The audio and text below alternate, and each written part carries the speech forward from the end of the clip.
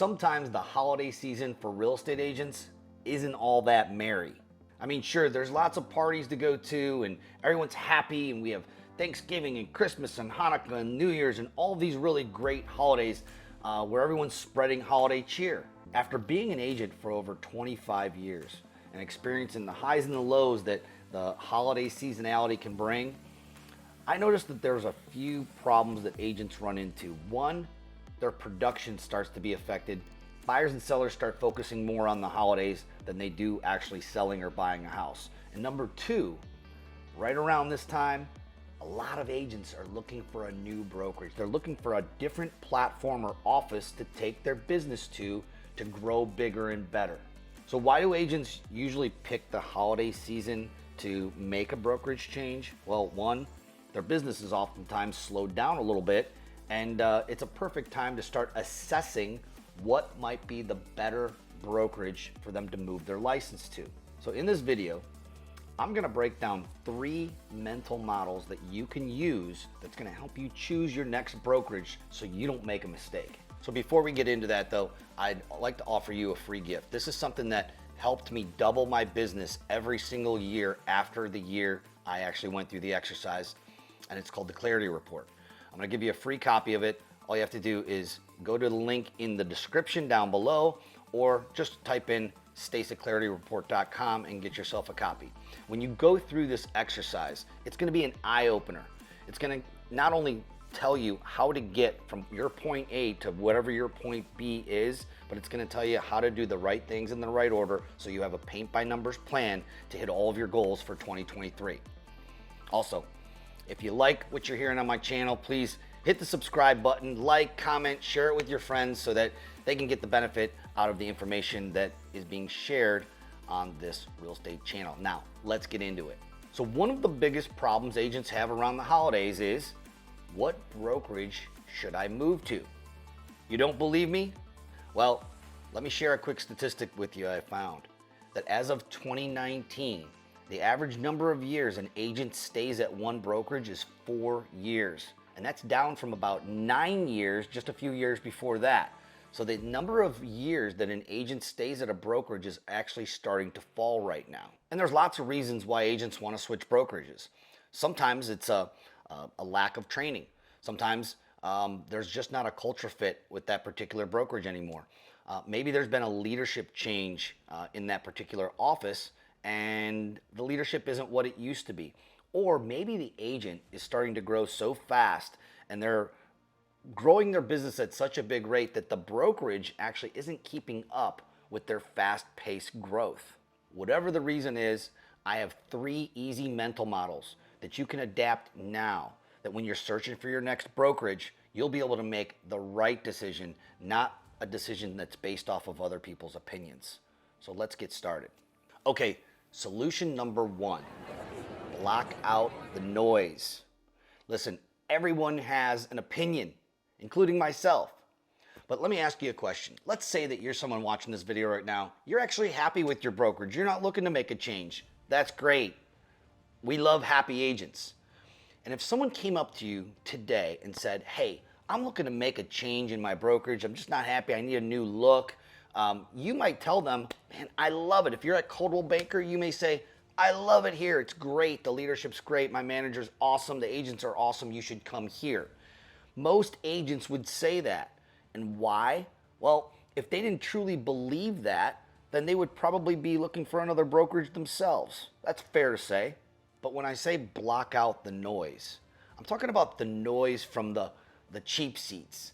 The people that think that they know what there is about a particular company or a business model or a brand, and they're just going to give you their opinions. Now, sure, it's great to have referrals that are from trusted sources, but you really have to be careful about the noise, the chatter, the gossip that you see online about this brokerage or that brokerage. The truth is, there isn't one brokerage model that's perfect. They're all flawed in their own ways, and they all have really great things about them in their own ways as well. So do your own due diligence and block out that noise. Mental model number 2, make sure you have an open mindset versus a fixed mindset. Many agents, including myself, have very strong beliefs. And a lot of times, those strong beliefs actually attract us to others who believe the same thing that we believe. Having an open mindset versus a fixed mindset means that you're actually stopping to have a little bit of an awareness and an open mind to hearing something different, hearing something that might actually go slightly against what you believe, but you're open to hearing it. You're open to new ideas. You're not just set in an old school traditional mindset that is so fixed that you're unwilling to even listen to maybe another possibility, maybe another solution to the problem. So in 2006, going into 2007, I was that agent. I was looking for another opportunity, another brokerage. A lot of times agents move from a brokerage away from pain or they're moving toward opportunity. For me, I was moving away from a painful situation. And through that process, I found a great broker owner that owned a RE/MAX franchise. His name is Dennis Steed. Still to this day, I hold Dennis and Mary Lou Steed at the top of the best brokers that I ever worked for. 6 months to a year after joining RE/MAX, I couldn't be happier. I was happy with my brand. I was happy with my broker owners. I was happy with my office. Life was good. But then a competitor came into the market that I hadn't heard of before. That competitor's name was Keller Williams. Being a RE/MAX agent, and I'm sure you can relate to this from your office, every office manager is going to promote their brand, their brokerage, their business model over the competitors.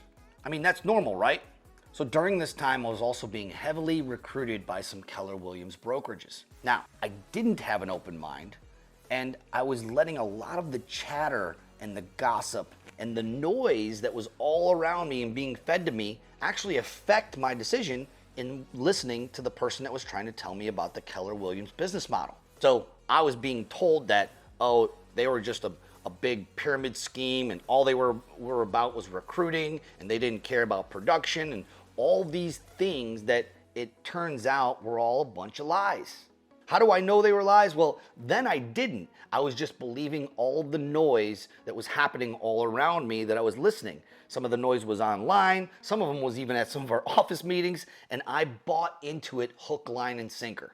So here's what I know is fact. When Keller Williams came into the Northeast Ohio market, RE/MAX was claiming that they were the best, they had the best agents, they had the best this and that. And what ended up happening was Keller Williams blew by them like they were standing still. Now I have the privilege of working with a lot of the top Keller Williams agents who ended up switching over to my brokerage, which is eXp Realty.